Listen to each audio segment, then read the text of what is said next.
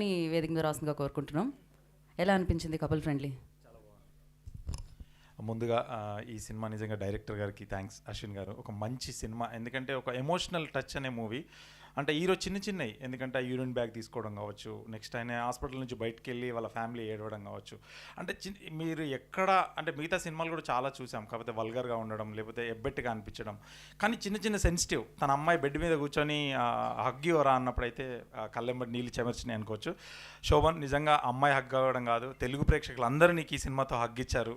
ఎందుకంటే పెద్ద హగ్గిచ్చి నీకు చాలా రోజుల నుంచి వెయిట్ చేస్తున్నావు, నీ సినిమా ఆడాలని ప్రతి ఒక్కరు మనస్ఫూర్తిగా కోరుకున్నారు కూడా. ఎందుకంటే యువి క్రియేషన్ కూడా మంచి సినిమా రావాలి. వారణాసి గారు మీరు కూడా బాగా చేశారు, నిజంగా మెచ్యూర్డ్గా. ఎందుకంటే చాలా ఒక తెలుగు అమ్మాయిగా గర్వంగా ఉంది మీరు ఈ సినిమా చేయడం. ఎందుకంటే ఇంత సెన్సిటివ్ సబ్జెక్టు తీసుకొని ప్రొడ్యూసర్ ఒప్పుకోవడం, హీరో ఒప్పుకోవడం, సంతోష్ కూడా ఒప్పుకోవడం. ఈ సినిమా లిటరల్లీ మొత్తం 10 క్యారెక్టర్ కూడా లేవు సినిమా మొత్తం మీద. 10 మందితో ఒక 2 గంటల సినిమాను కూర్చోబెట్టి చూపించడం అనేది చాలా గ్రేట్ థింగ్ అశ్విన్.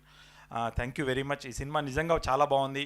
మీ ఫ్రెండ్లీ కపుల్తో కాకుండా మీ కపుల్ ఫ్రెండ్స్తో ఎవరితోనైనా, ఇటు అమ్మ వాళ్ళతోనైనా ఎవరితోనైనా ఫ్యామిలీతో చూసే సినిమా.